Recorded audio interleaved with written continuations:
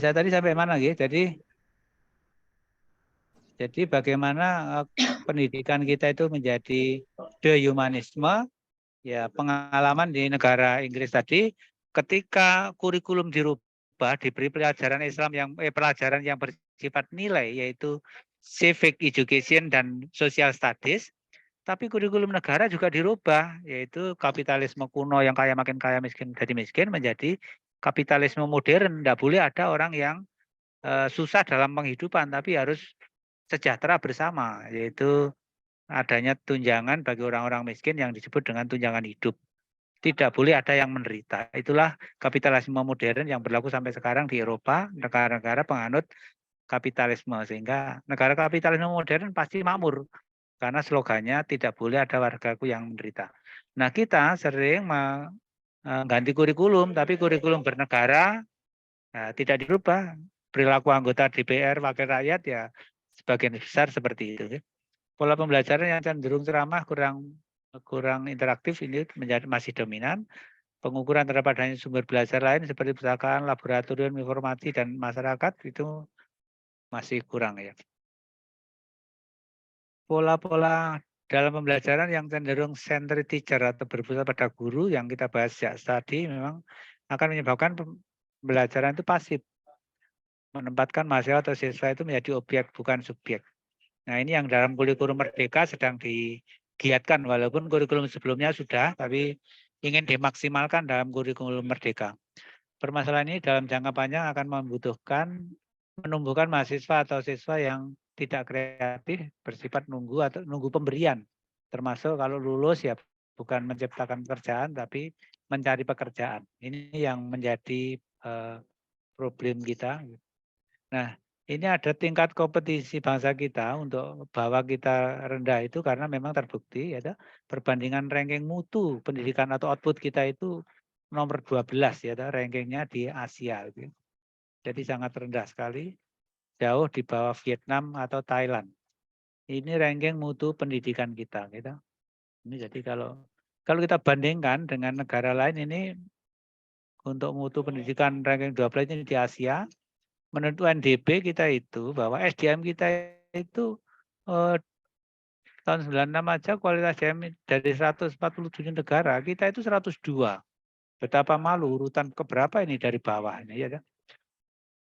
Sedangkan untuk ASEAN kita itu untuk SDM urutan keberapa? Ya tadi 102, sementara negara lain Singapura aja 34, Brunei 36, kemudian ya Malaysia 53. Tinggi sekali gitu. Nah, ini sebagai alat ukur untuk mengukur tadi SDM. Kemudian problem itu jika dilihat dari aspek pembelajaran tentunya sangat memprihatinkan, bahkan memalukan sebab pada awalnya Indonesia dijadikan kiblat pendidikan dari negara tetangga. Misalnya Malaysia dulu mengirim warganya sekolah di Indonesia, tapi kini sebaliknya, Indonesia ke Malaysia. Saya aja masih mengalami awal-awal tahun 93, awal-awal jadi dosen, itu masih ada mahasiswa Malaysia yang tiap tahun kuliah di Indonesia. Tapi sekarang sudah tidak ada itu. Saya kira ini yang paling akhir saya track saja. Identifikasi masalah pendidikan, rendahnya kualitas pendidikan, kemudian rendahnya mutu proses pembelajaran, gagalnya mata pelajaran afektif tadi. Tapi kalau menurut saya karena bernegara kita tidak mencerminkan apa yang dididik di kelas. Anak-anak mahasiswa di kelas menjadi orang suci, orang baik. Tapi di luar kelas yang dilihat adalah panggung kejahatan atau keserakahan. Rendahnya prestasi siswa, kemudian ya solusinya juga mungkin tadi Bu Gustini sudah menyampaikan beberapa hal, tentu perbaikan pembelajaran dan insya Allah kurikulum merdeka tujuannya ke sana, memperbaiki dan memberikan peran kepada anak didik. Saya kira demikian. Assalamualaikum warahmatullahi wabarakatuh. Waalaikumsalam warahmatullahi wabarakatuh. Saya ucapkan terima kasih kepada Bapak Sumarno dan Ibu Gustini atas pemaparannya yang luar biasa. Selanjutnya kita masuk pada sesi pertanyaan atau diskusi. Kembali lagi kepada Ibu Iswahyuni. Monggo silakan. Terima kasih Pak Sirojul. Yang saya hormati Pak Dr. Widyo beserta teman-teman di S3.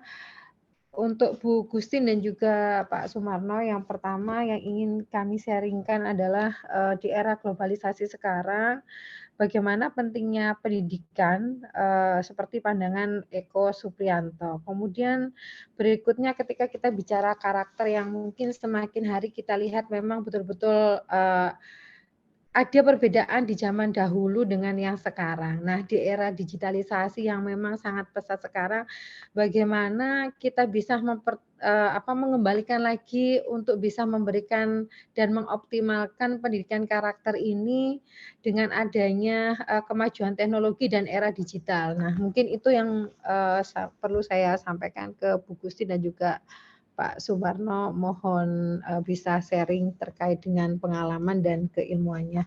Terima kasih. Assalamualaikum warahmatullahi wabarakatuh. Waalaikumsalam warahmatullahi wabarakatuh. Terima kasih Bu Iswahyuni. Selanjutnya Mbak Arini, silakan. Pak Sirojul, terima kasih. Terima kasih Pak Bu Gustini dan Pak Sumarno telah memaparkan yang telah disampaikan tadi. Yang ingin saya tanyakan, di sini saya ingin menanyakan mengenai kualitas pendidik perguruan tinggi di Indonesia. Dan di mana tadi dipaparkan oleh Bu Gusti ini bahwa jumlah doktor di Indonesia pada tahun 1997 ini ada 65. Nah, ini saya bandingkan pada tahun 2021 ini jumlah 2017 itu jumlah dokter itu 31.000. Kemudian dengan perbandingan bahwa 1 juta penduduk itu Indonesia itu memiliki 143 dokter. Nah, di sini Indonesia kan banyak sekali perguruan tinggi dengan kualitas yang juga tinggi maupun rendah. Nah, tapi pada kenyataannya ternyata jumlah secara kualitas dosennya itu masih dibilang sangat minim. Nah, ini dalam hal untuk dokter, untuk capaian doktoral. Nah, dalam hal juga penelitian, publikasi itu juga sangat dikatakan sangat rendah dalam hal publikasi, terutama dalam publikasi tingkat internasional seperti Scopus. Itu kan biasanya kalau pengajar-pengajar di perguruan tinggi itu hanya tuntutan, dia dituntut terus melaksanakan tuntutan tersebut, tapi bukan dari dirinya ini meneliti kemudian dipublikasikan. Nah, ini menurut Bu Gustini dan Pak Sumarno bagaimana atas kualitasnya pendidik perguruan tinggi ini yang dikatakan masih kurang dalam proses pelaksanaan Tridharma perguruan tinggi. Terima kasih. Baik, terima kasih Mbak Arini. Pada Bapak Sumarno dan Ibu Gustini disilakan untuk menjawab atau berdiskusi dengan beliau-beliau. Terima kasih. Baik, terima kasih. Dua pertanyaan yang sangat luar biasa dari Mbak Yuni dan Mbak Arin ya. Saya akan menjawab dulu untuk pertanyaan yang pertama dari Mbak Yuni. Di sini bagaimana peran ya, di sini peranan digital ya untuk membentuk karakter siswa ya. Jadi di sini untuk peranan digital itu sangat baik sekali ya. Dilihat dari nanti dilihat dari manfaatnya. Yang pertama, kalau ketika di era digital ini kita bisa berhubungan langsung dengan siswa ataupun guru di negara lain atau di kota lain, itu sangat memudahkan. Kemudian yang kedua, apabila kita membutuhkan suatu suatu materi, suatu bahan, itu kita akan juga lebih mudah. Namun demikian, yang tidak kalah pentingnya adalah ketika kita memberikan kebebasan peserta didik atau siswa kita untuk mengakses atau menggunakan digital ini, tentunya dengan disertai dengan penamaan sikap atau karakter agar supaya menyampaikan kita boleh mengakses hanya hal-hal yang baik atau yang positif. Seperti tadi mungkin yang disampaikan oleh guru, ketika kita diberikan tugas oleh guru untuk membuat presentasi yang mudah dengan Canva, maka kamu harus membuat atau membuka hal-hal yang berkaitan dengan Canva saja, tidak membuka hal-hal yang notabene Halo. dalam tanda kutip dengan yang lain ya, sehingga itu bisa memudahkan ya. Jadi kaitannya dengan era digital dengan sikap siswa itu sangat-sangat memang sangat-sangat membantu, sangat-sangat bermanfaat ya, tadi memudahkan peserta didik atau siswa mengakses hal-hal yang dibutuhkan oleh siswa dalam dunia pendidikan. Begitu juga dengan apa yang tadi ada hubungannya yang disampaikan di sini dengan pendidikan makro. Di sini kita juga berkolaborasi dengan orang tua. Ya, tadi memanfaatkan orang tua untuk komunikasi ya, agar supaya apa? Di sini setiap kelas ada perwakilan paguyuban kelas begitu ya. Kalau zaman dulu siswa yang absen dari rumah berangkat tetapi dia tidak sampai di sekolah, keesokan harinya baru bisa menyampaikan kepada orang tua. Tapi dengan adanya era digital, kita bisa menyampaikan langsung, Ananda, hari ini tidak masuk dikarenakan apa. Nah, ini bisa langsung tersampaikan, oh ternyata tadi berangkat. Nah, ini akan lebih cepat, itu bermanfaat. Begitu juga dengan hal-hal yang lain. Jadi tetap kita di era globalisasi ini karakter siswa tetap bisa terbentuk selama kita selalu berkolaborasi, berkomunikasi dengan orang tua, dengan siswa, dengan penanaman karakter. Jadi tidak hanya dijejali dengan materi-materi saja, tapi tadi diselipkan.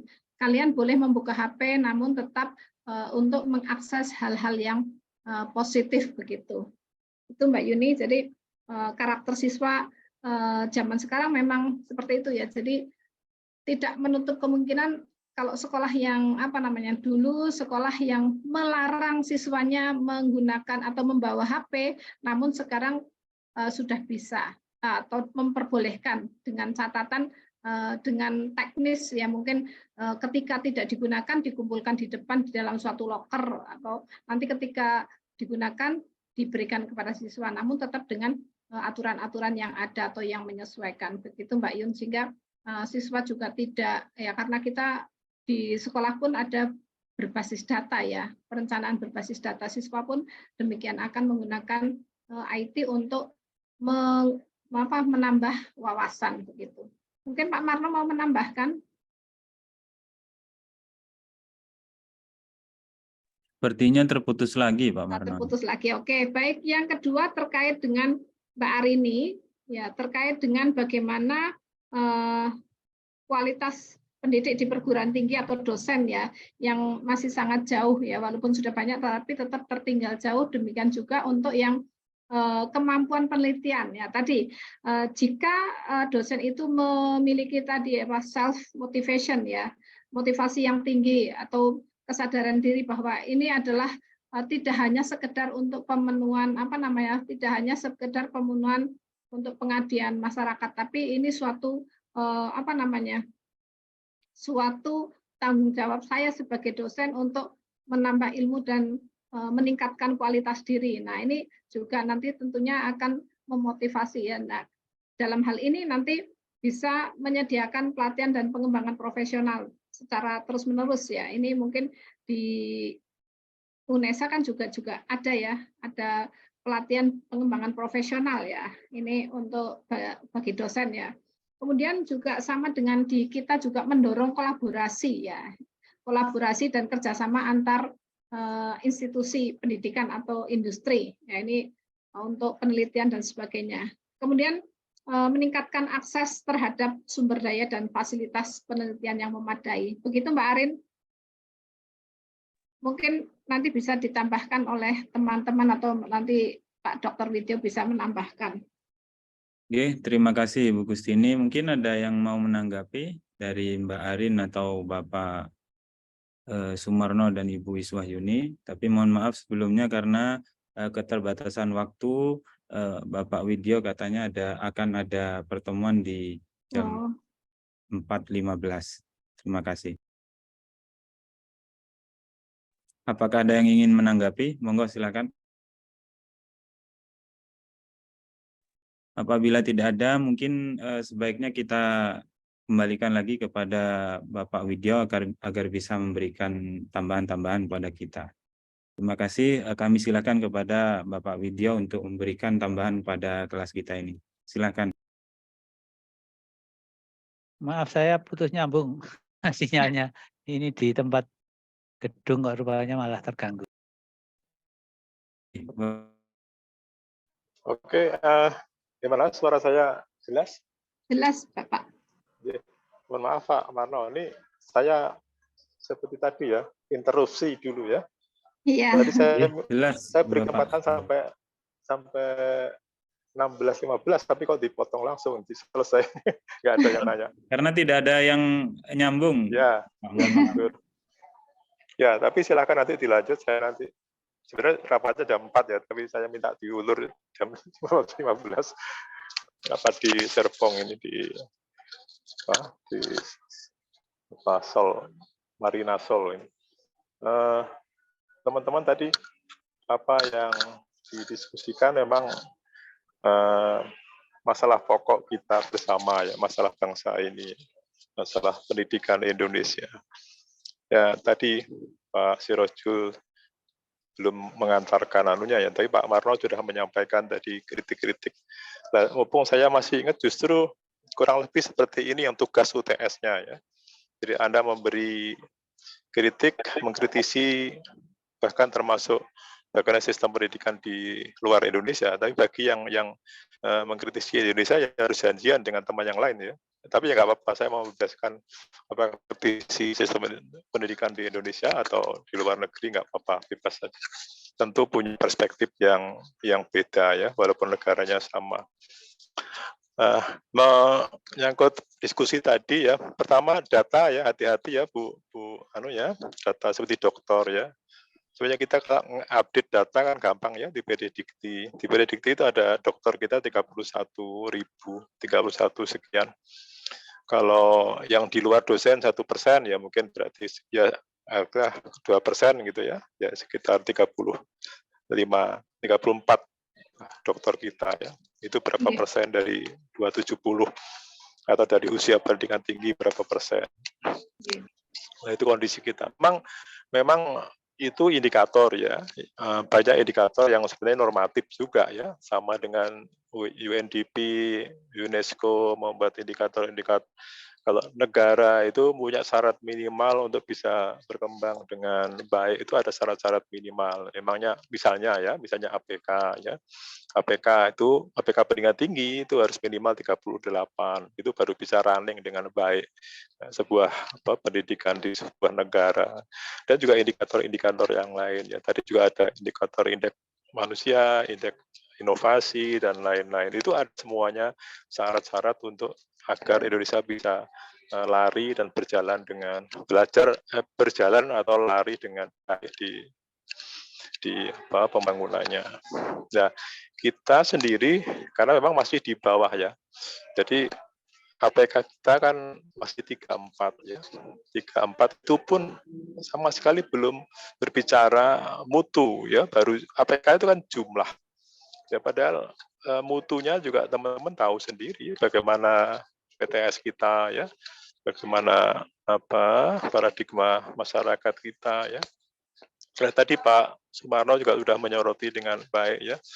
Memang ada, saya masih ingat mahasiswa ketika saya sering di era 2010-an ya, sampai 2015 itu sering acara-acara mahasiswa. Salah satu pertanyaan mereka, Pak, mengapa sih Indonesia atau mungkin negara lain yang mempunyai sumber daya yang luar biasa, sumber daya manusia, sumber daya alam, kok malah kalah dengan mereka yang tidak punya sumber daya. Ya. Jadi tadi Pak Marno mencontohkan Jepang. Kemudian apa yang menyebabkan negara itu maju? Ya sudah jelas memang SDM. Tapi kan SDM itu kan sangat umum ya. Apanya? Lebih spesifik lagi ternyata memang karakter ya. Lebih spesifik lagi attitude. Ya. Jadi moral ya. Ya. Secara sistem, secara teoritik Indonesia dan juga banyak negara lain sebenarnya sudah benar. Ya. kalau teman-teman cek ya tujuan pendidikan nasional ya, itu sudah baik.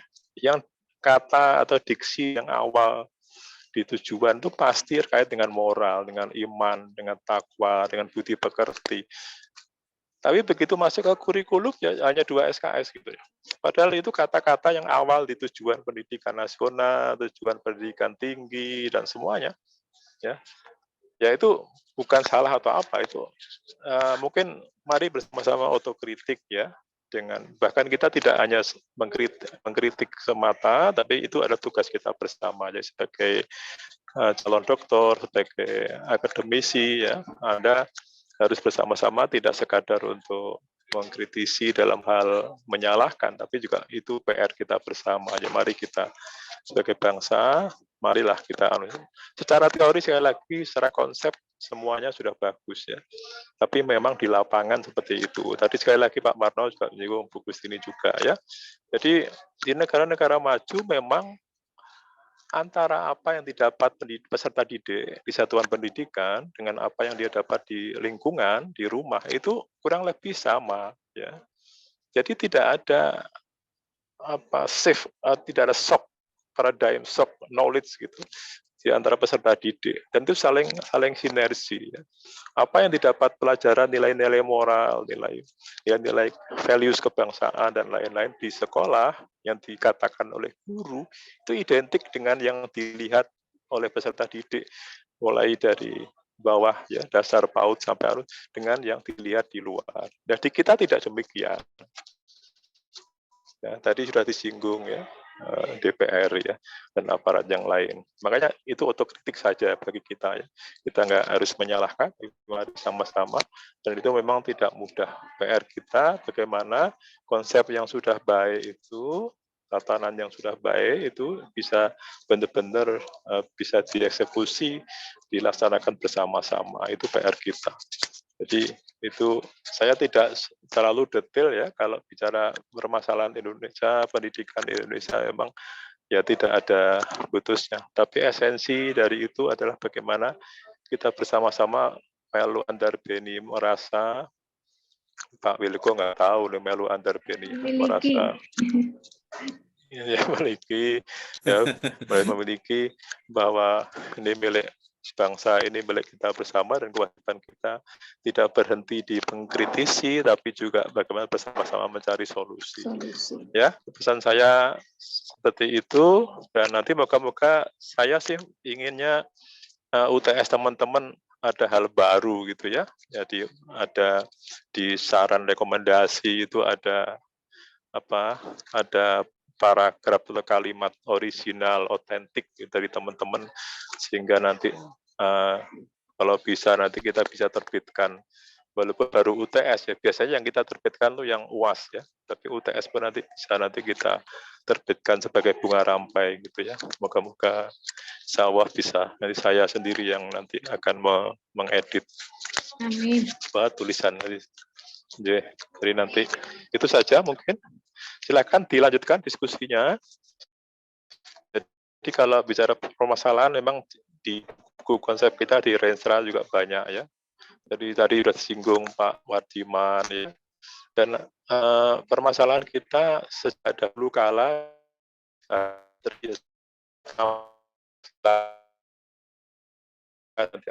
kedua mutu itu nggak bergeser sejarah 20 tahun yang lalu sama. Ketiga relevansi ya, keempat governance ya, tata pamong dan seterusnya itu sama ya, hanya prioritas mana yang duluan, mana yang diutamakan itu yang namanya. Jadi tapi layar-layar kedua, ketiga setelah masalah utama itu ya nanti itulah yang nanti kalau mutu kan nanti di breakdown di jenjang, di breakdown di jenis-jenis lagi mutu apa saja gitu. Tapi ujungnya nanti ya tiga masalah besar itu, akses, mutu dan relevansi. Itu masalah pendidikan tiga. Dan tadi saya ingat di vokasi ya, di judul paparan tadi sebenarnya vokasi di Bu Gunadi. Kita juga ya, sekali lagi ini otokritik ya, bukan kita menyalahkan. Sekolah vokasi, perguruan tinggi vokasi yang didedikasikan untuk lebih siap dibandingkan dengan umum, dibandingkan dengan akademik, itu malah penyumbang pengangguran terbesar ya. Jadi lulusan SMK itu lebih besar penganggurannya dibanding SMA. Lulusan politeknik atau vokasi, diploma lebih besar penganggurannya dibandingkan dengan lulusan S1 sarjana. Nah, itu kan berarti ada yang salah. Keliru. Di mana salahnya? Jadi ini masyarakat kita ya, paradigma masyarakat kita inginnya keren sarjana itu S1 gitu. Ya. Yang dikejar masih di sana, terus nanti sehingga nggak sungguh-sungguh nanti kuliah mungkin kuliah setengah hati atau sekolah setengah hati karena kok masuk di vokasi gitu ya. Gitu ya, maunya aja ya nggak tahu. Itu yang nanti moga-moga ada yang mengkritisi ya vokasi mengapa BPS 4 tahun berturut-turut ya menyumbang 98 ya SMK itu. Kalau SMU-nya sebaliknya ya 6,8. Jadi jauh lebih tinggi di BPS Agustus 22 kemarin. Oke, itu aja ulasan saya ya. Silakan monggo kalau mau didiskusikan lagi. Terima kasih Pak Dr. Saya dengan senang hati juga ikut mendengarkan sambil saya pembukaan acara ini. Oke, terima kasih. Silakan diskusi, tapi mau close juga monggo. Assalamualaikum warahmatullahi wabarakatuh. Waalaikumsalam.